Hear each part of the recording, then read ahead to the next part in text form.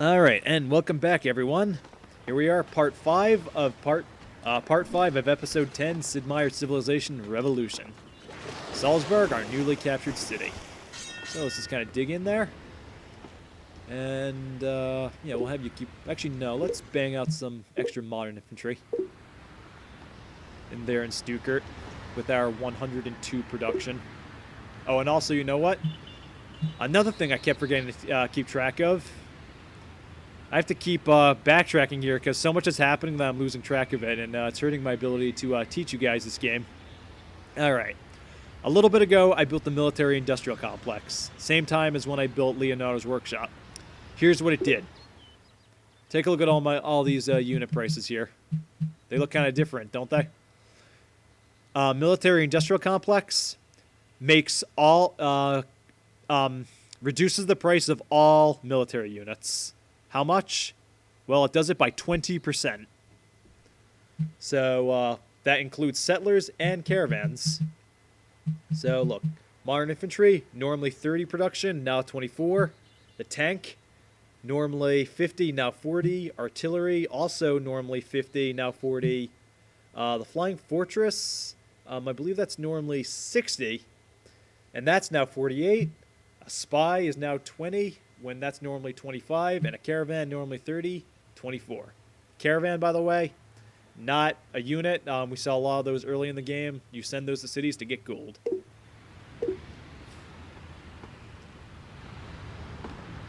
Alright, let's see. Year's 1925.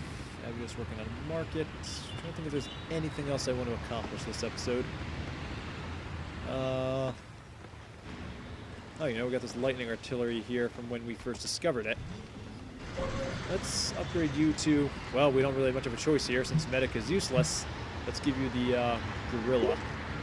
Really, so that you can defend the homeland. Or newly conquered territories. And let's end the turn. This just inside our government change. The Germans have replaced their monarchy with fundamentalism. I'm telling you right now, fundamentalism is typically an act of desperation because as you see, only +1 attack power, but libraries and universities cease to do anything. So I'm letting you know right now, fundamentalism, if you're switching to that, you're most likely pretty desperate. Only time it's not an act of desperation is if you're trying to pull off some kind of a sneak attack and you're banking on an overrun. So even then, I guess it's still something of a desperation move. And he sends a catapult army after me. Well, okay, with some guns. A couple of cruisers there, too. Alright. So, I'm banging out the biggest army in the world right now at a really rapid pace. And the best Bismarck can throw at me right now is a catapult army, a rifleman army, and a single rifleman. Can you just say, can anyone say Bismarck is screwed? Come on, say it. There you go, thank you. However, now that you just said that, I believe it calls for a celebration. We Love the King Day has been declared in King's Landing. Culture is flourishing. That's kind of ironic. We love the King Day in King's Landing. Excellent.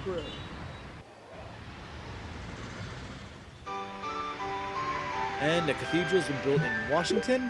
Let's see. Let's set you to work on a... well, actually, can you even put that to use? Yeah, okay, yeah, we can. Have you work on a workshop. Work on a workshop. And a market built in Abydos. So now we'll switch you over to the bank, since it's the only thing you can really build right now. And Bismarck, after almost no fight, is already once peace. Well, again, normally I'd like to just burn him to the ground right now, but I'm a democracy, so I don't really have much of a choice. However, just for the sake of it, the Germans are no match for our mighty armies. Let us crush their feeble warriors. Emphasis on crush, capitalized. Their most advanced unit is the riflemen, which is primitive compared to me. And their people are also uncivilized. and maybe lured into joining our civilization. Lured. My civilization is a very attractive place to join. You all want to join me. However, war would be a foolish distraction. Our technology is the envy of the planet, and we should rule the world through, I don't know why that's capitalized, but through the wonders of science. Well, Bismarck, I forgive you for now. I will demolish you at a time of my choosing, not your own. So we'll have peace for now. Peace and friendship between our nations. This isn't peace and friendship. If anything, it's more of a Cold War relationship. And even then, that's a pretty one-sided relationship. Okay, oh, one little point here. Bismarck was smart enough not to put a road between Berlin and Salzburg, so I still have to go on foot normally to reach Berlin from that direction. However, should I go for Nuremberg, I'd have a road access to Berlin. Not that it would really matter at that close distance. However, again, Nuremberg was not connected to Stuttgart. So, he was only semi-connected, and it's one I was able to take some advantage of. Alright, so we're just going to get our wall up here in Salzburg and cease Bismarck from attempting to culture flip his city back. Actually, out of curiosity. Okay, I actually can put that to use. There's one more mountain that Salzburg can use because Stuttgart cannot use it. Alright, the year is 1930.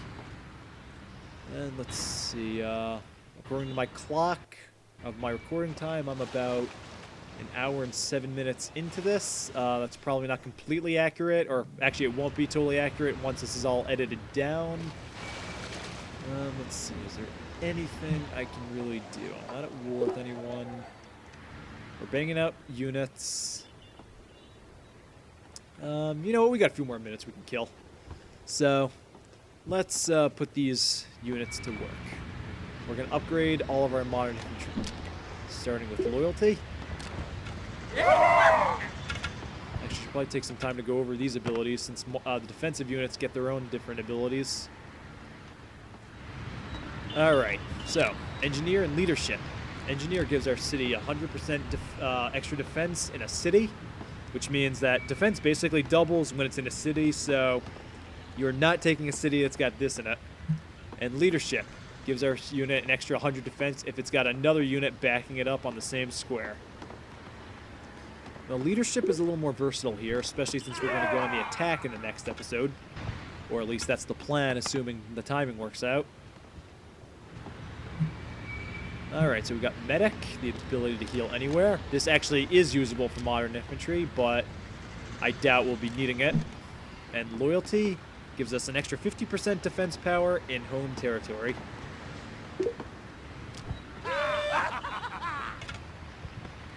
So let's start a little organization here. Put a loyalty unit there. The Royal Modern Infantry with the leadership ability right there.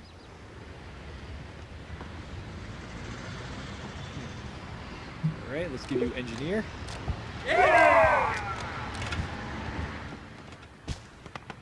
Alright, so... Oh, by the way, guys, if you have a modern infantry with these three abilities attached to it, leadership, loyalty, engineer, and you put that in a city, I can tell you right now, that single unit is going to be able to hold back entire armies. And I mean armies. That one unit, they'll have to... The amount of resources someone would have to dedicate to taking a city that's protected by just that is enormous. So this is why great leaders, they are often game deciders, because once you've got defense units with these abilities in them, it is just so hard to win, to take your cities that are guarded by that. Alright, that aside, lightning modern infantry, march. You're going to be moving. Let's see, so let's merge these. There was another modern infantry, but that one did not have any ability to upgrade, so. And this is alright. A loyalty and a march. Nothing wrong with that. He'll be useful for going on the attack because he can move 2 squares. Alright, so let's put you back inside the city. And shift this over to tanks.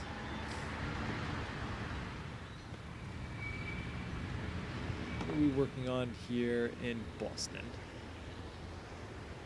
All right, you know what? Let's rush that university. Whoa, what happened there? All right. Let's rush that university. And next, we're going to start putting you to work on ships. Actually, no, take that back. We're going to put you to work on aircraft. Boston, our second highest production city. You know what? I keep doing this, changing the mind again. We're going to put you to work on modern infantry. So we're going to get a whole bunch of... So finally we'll have our 2 cities with great leaders, Stuttgart and Boston, working on upgradable units. I switched it out of aircraft because aircraft cannot be upgraded, neither can naval craft. So no point in having these cities work on those when every other city I have can do just as well as just kind of rushing those out. Alrighty. So I believe that now that we're finally in the phase of constructing our new army, and we've just taken the city of Salzburg, I believe this is a good time to end this episode at around the time roughly equivalent to the rest. So, again, thank you so much for watching, guys. I, as always, really appreciate it. Always enjoy the comments and all the support you guys give me. Again, you have no idea how much that means to me. It is you guys who have made this channel what it is. Again, once you guys started paying attention to my Civ series, the whole channel just exploded. Actually, I can tell you right... what we got time-wise? Yeah, we still got a few minutes here for me to ramble.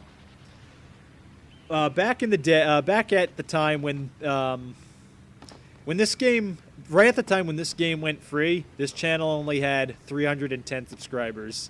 The day that this game became a free download back in March a few months ago, and you guys all started joining to support me, we just jumped up 70 subscribers in one day, and it's just kept going up since then. Right now, we're holding at about 1440. So it's just a massive increase, all because you guys have been patiently waiting for me to bang these episodes out and supporting me all the way. And again, that just means a whole lot. So I'm going to make a promise to you guys right now that the next episode will be out within a week. 1 week, you guys can hold me to that. I will make myself accountable. I'm not going to make you wait 2 more months. Granted, it was due to an equipment breakdown and some other stuff, mostly family issues and work, but I should have the opening I need now to complete this series, and I'm going to do it. So this is going to be a minimum of 2 more episodes, possibly 3. It all depends on how much progress we make with building the army in the next episode, episode 11. So this episode was almost entirely about infrastructure, and we've only just begun setting ourselves up for the great campaign. Let's see, the year's 1930. We're almost ready to do it. Almost, actually, just in time for World War II to hit at 1940 by this game's count. So, that's it.